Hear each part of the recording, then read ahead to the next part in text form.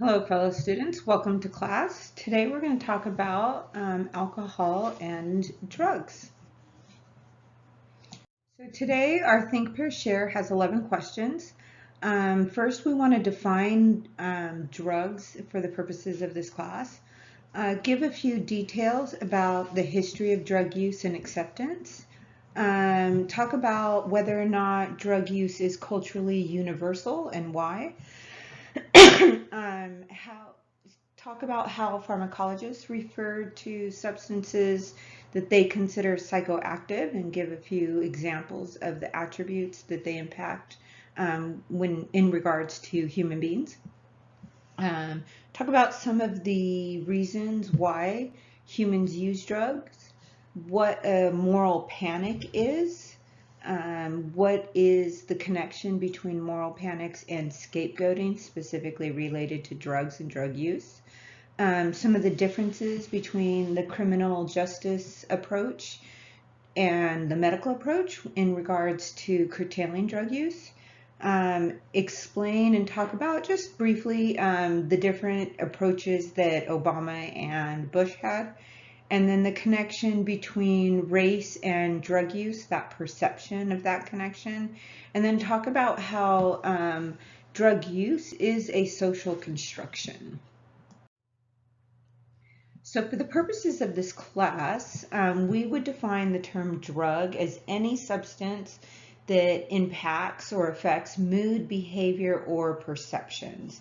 So that it can include everything from cocaine, alcohol, cigarettes, mood stabilizers. All of these would be considered drugs.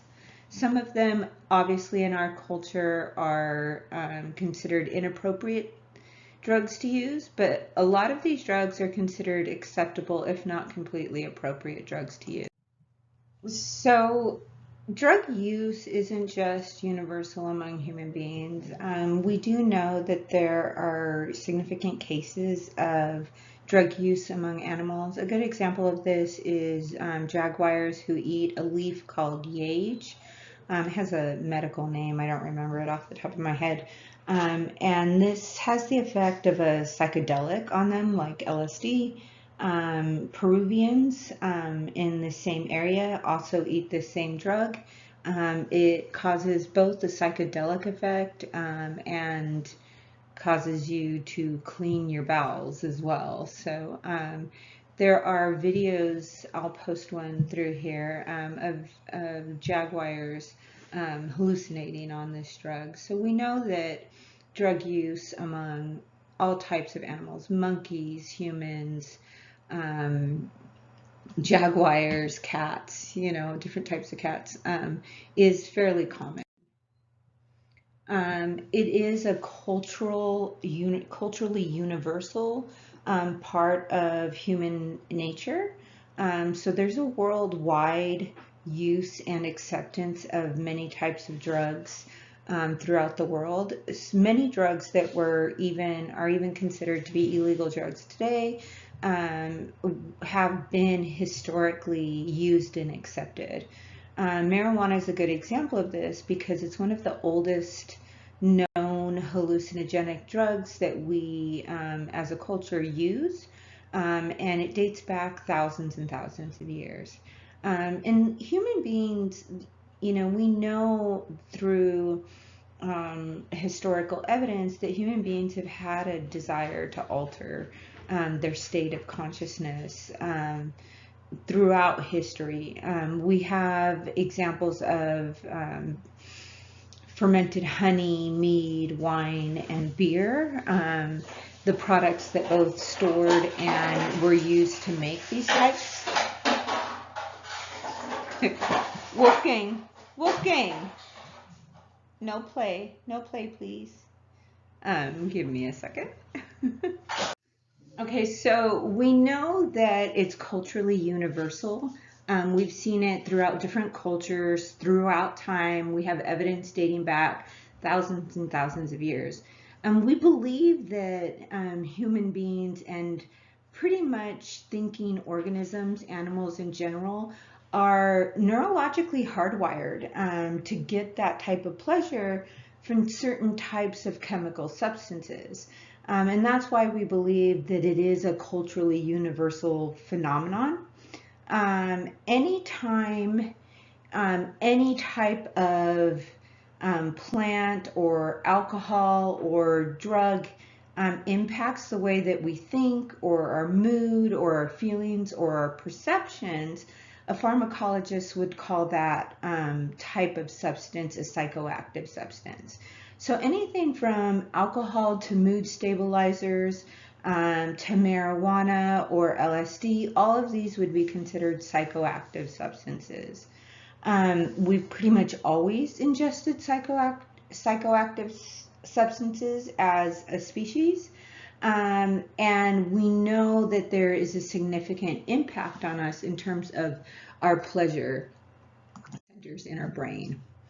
The problem lies in that in our culture and our society, we perceive drugs to be a form of a danger. We specifically connect drug use to people that we consider dangerous in a culture or a society. So that would be anybody who is a subordinate group. In America, that's people of color, women as well. Like women in the 1800s and early 1900s would not have been allowed to drink alcohol or go into bars. Women stayed home and drank opium instead. I don't know how that was better, but it was not appropriate for a real lady to be in a bar drinking alcohol. So we've had a history of overreaction to drugs because of these, what we call a moral panic. So a moral panic is a fear or a panic that we have that associates drug use with a violation of our social morals. But it specifically generally tends to target people of color and makes those particular people scapegoats. So when it's people of privilege, people of the dominant class, whether that's race or people of wealth, or men as opposed to women, there's not really a panic in regards to these people using drugs, and it doesn't appear that we as a society consider that to be a moral issue.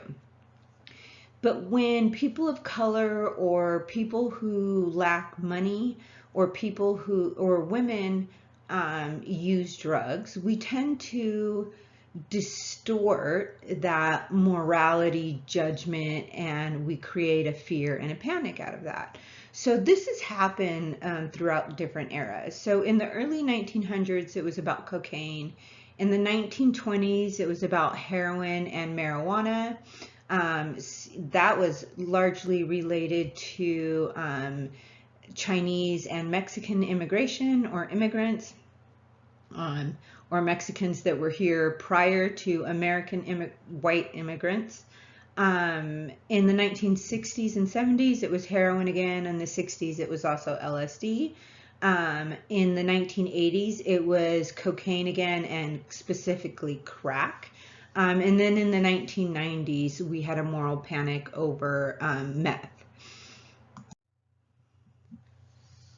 So moral panics generally are magnified in terms of scapegoating.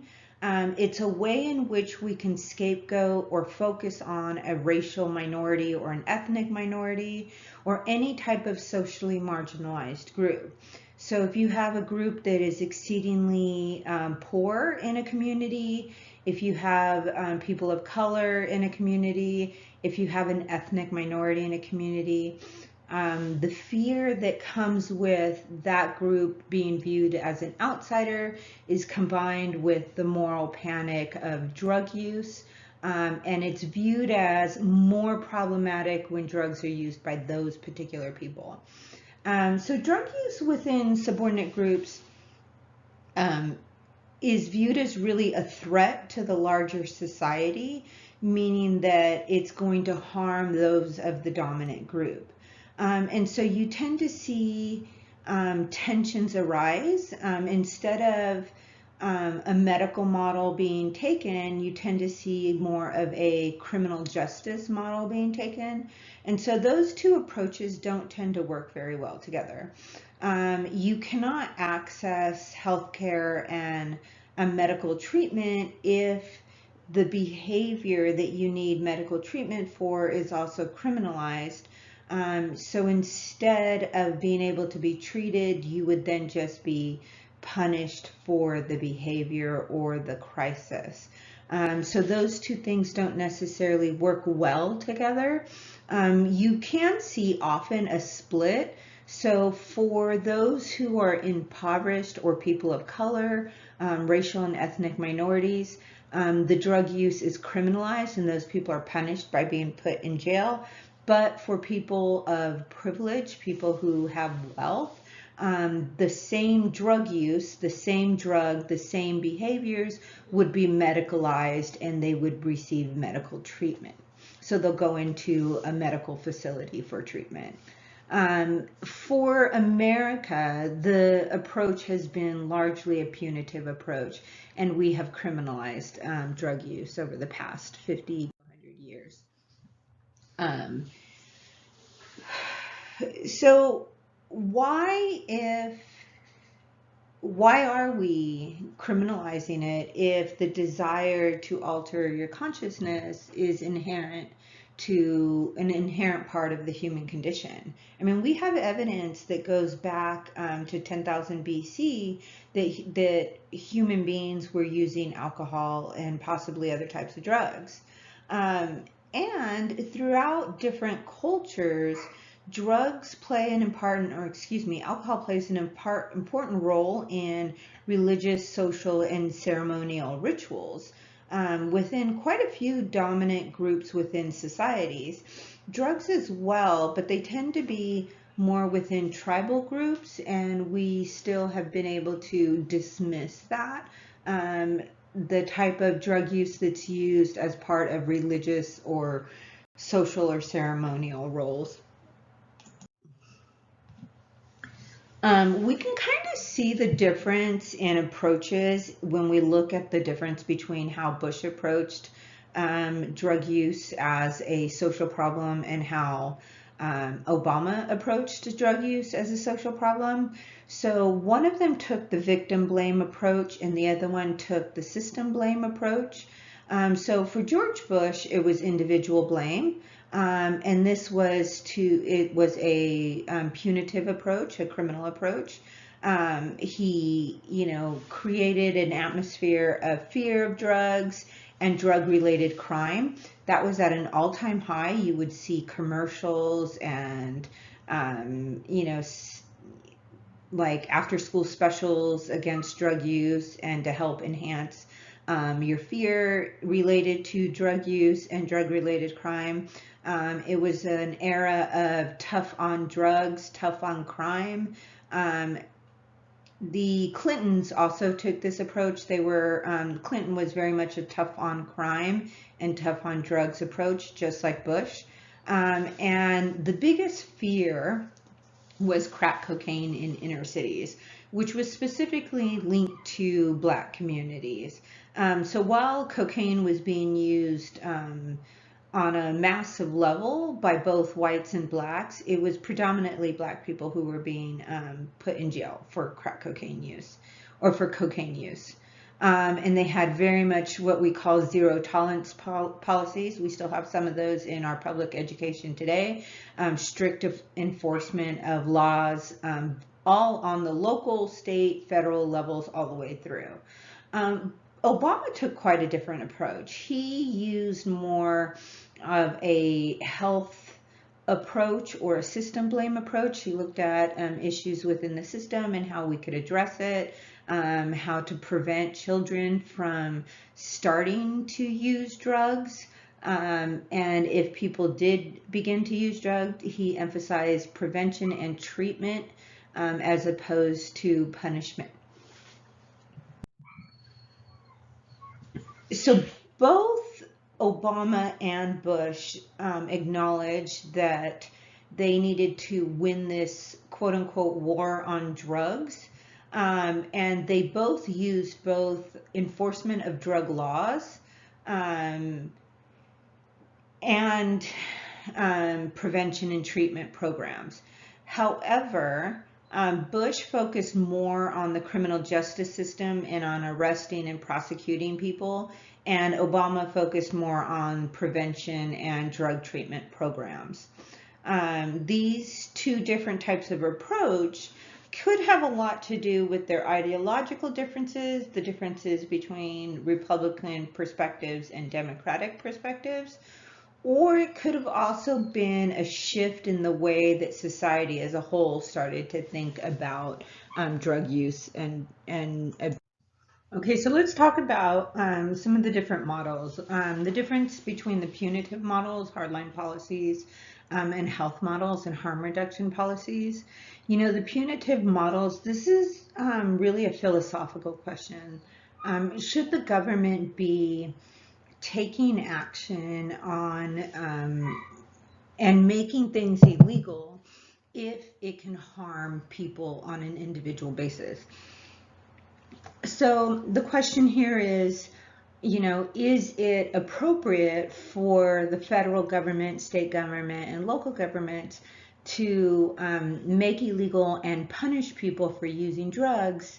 And to what extent is that type of punitive behavior by the government appropriate, and how far can we take it? Should we do this for all types of behavior that can harm people on an individual basis? So we know drugs can harm people, whether you are drinking alcohol or smoking cigarettes, using marijuana, or using something like opium. All of these things can have an impact on your health, and can cause additional health issues. But do we take it a step further? Should we also make illegal certain types of fats that can cause high cholesterol, candy because it can cause dental problems, too much soda, right? Drinking soda and soda size, because that can cause kidney and liver failure. So it becomes a philosophical question in that, where do you draw that line? What's appropriate for the government to say is acceptable harmful behavior that you are allowed to make a decision on as an individual versus a decision that they have to make for you? The other policy, the health model harm reduction policy, is looks at it from a perspective of human beings are going to use drugs because it is culturally and historically something that human animals have always done. And so how do we reduce harm? So we currently take this approach with alcohol and cigarettes. We allow adults to drink alcohol after the age of 21, but we don't allow adults to drink and drive. We have laws on how much alcohol per volume beer or wine can have in it, or alcohol can have in it, so that you don't have really high levels of alcohol within the drinks that you are buying. We do this with filters on cigarettes.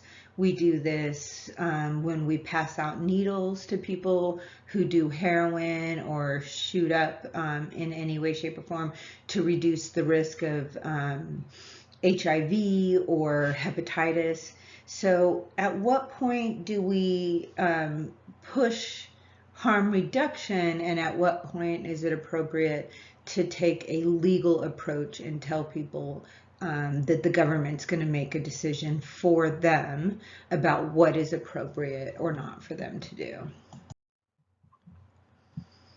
So most of the time when we talk about drugs, the conversation's intertwined with race and with ethnicity. And this has a long history in our culture.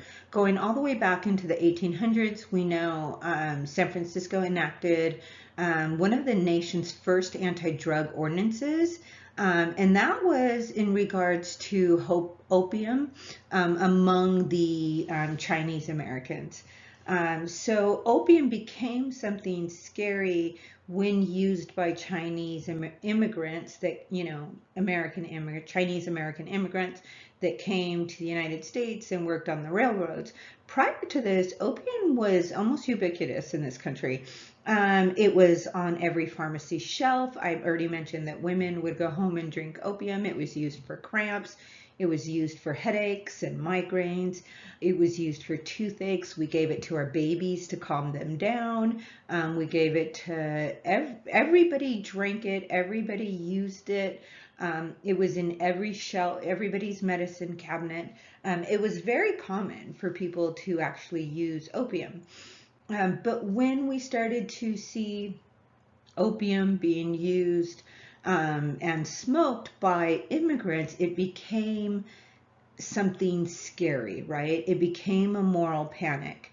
So one of the first laws that was created in regards to that particular drug, but also only applied to that racial group, did not apply to whites.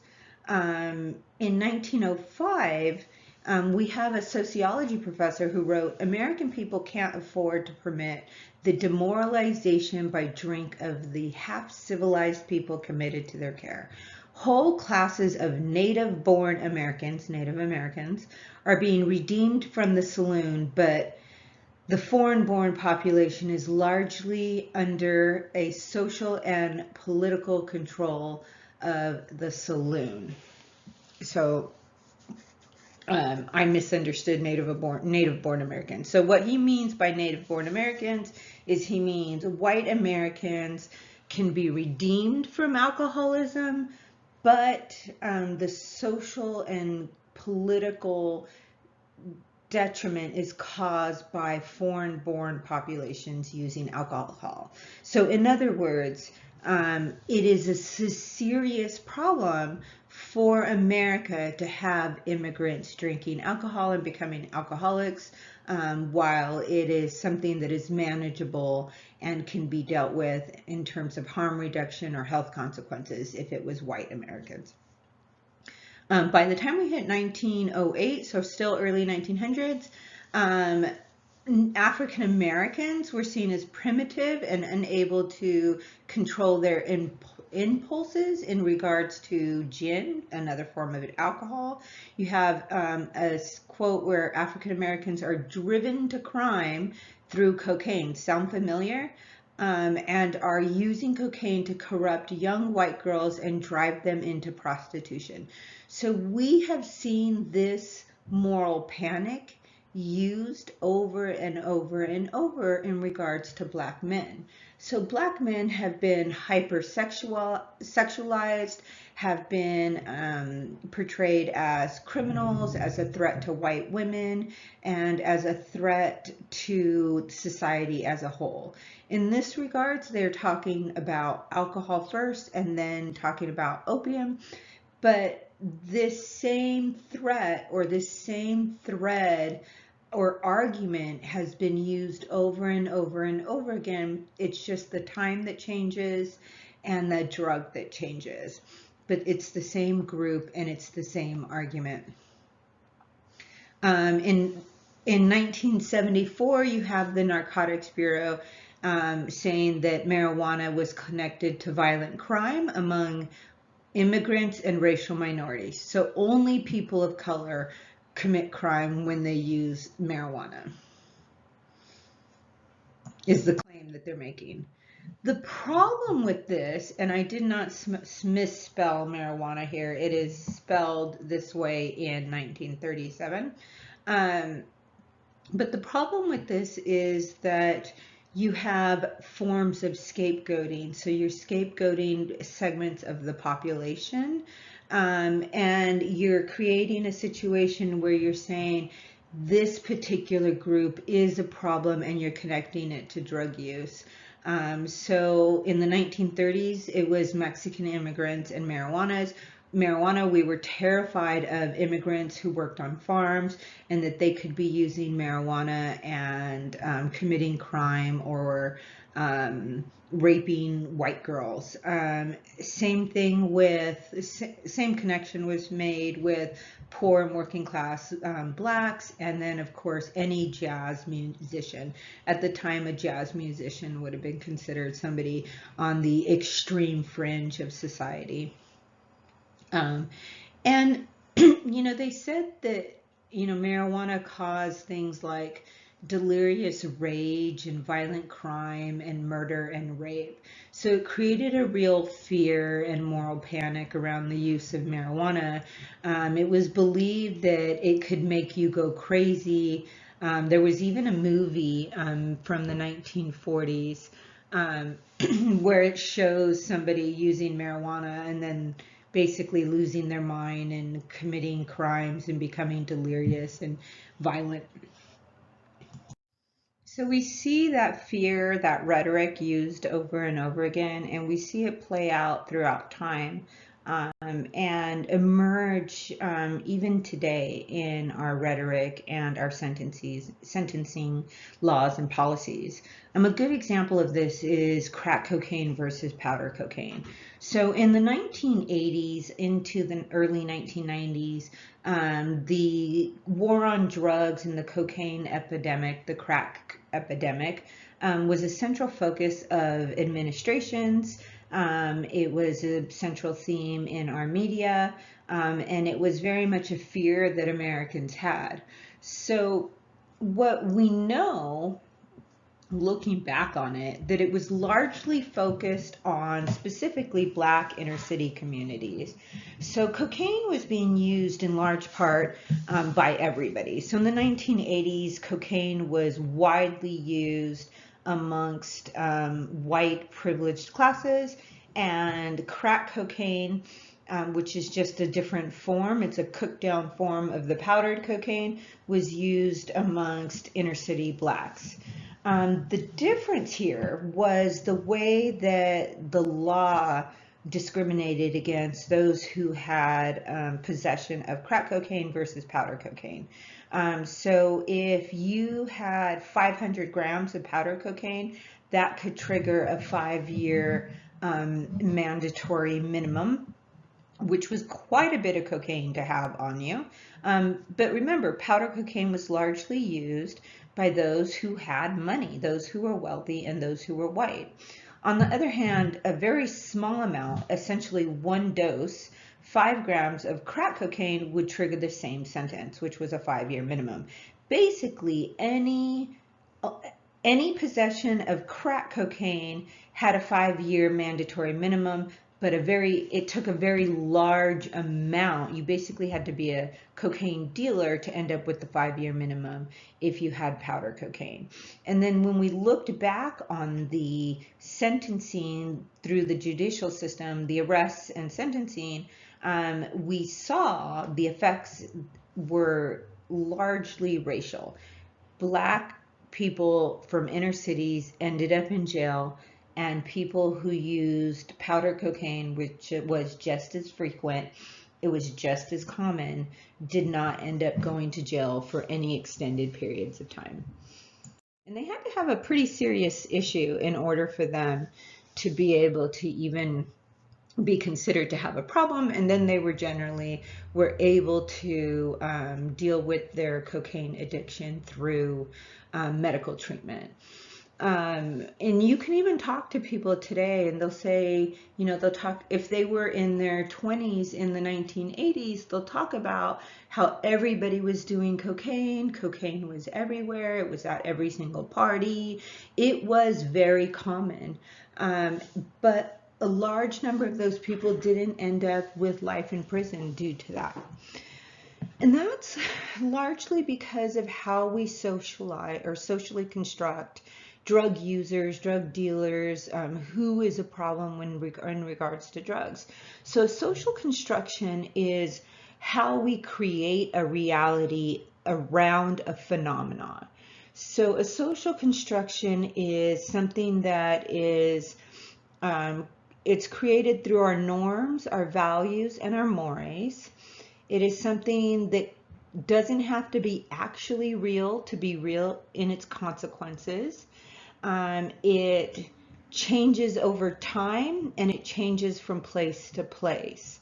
So what we consider to be a scary drug, right, crack cocaine, changed based on who was using it and how it was being used.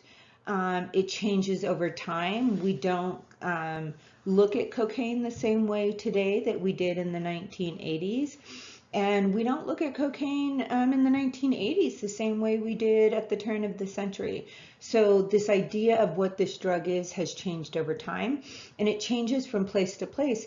If you go to other parts of the world, there are tribes that use cocoa leaves, cocaine leaves, and chew on them, and it's part of their religious culture, and it's part of their norms. It might be part of just kind of everyday activities that they do. They don't consider it to be an extremely harmful drug. They also use it a little bit differently because they're using it in the raw form. But a social construction is essentially, you can define a social construction or understand a social construction in these ways. It's something that we agree is real as a society, like race, but it doesn't actually have to be real. So race isn't biologically real. We agree that it's real, and it becomes real in its consequences. Drugs are another socially constructed phenomenon. We agree that this is a harmful drug and an illegal drug, or we agree that this is not a harmful drug and therefore not an illegal drug. That can change over time, and that can change from place to place, from one culture to another, one geographic location to another. So you can understand any social construction through those three phenomenon. Changes over time, changes from place to place, changes based, doesn't have to be real in its consequences. So if you think about that, right, how have we socially constructed drugs, drug users, a war on drugs, who the criminal drug addict is? If you think about that, you can create that image in your mind, and you know who we've socially constructed to be the scary drug user versus the not scary drug user. You're not thinking an upper middle class mom pulling drugs out of her medicine cabinet, even though she might be pulling much more dangerous drugs out of her medicine cabinet that she got from her doctor than somebody who bought them on the street. Okay, I hope you enjoyed this lecture, and you have a great day.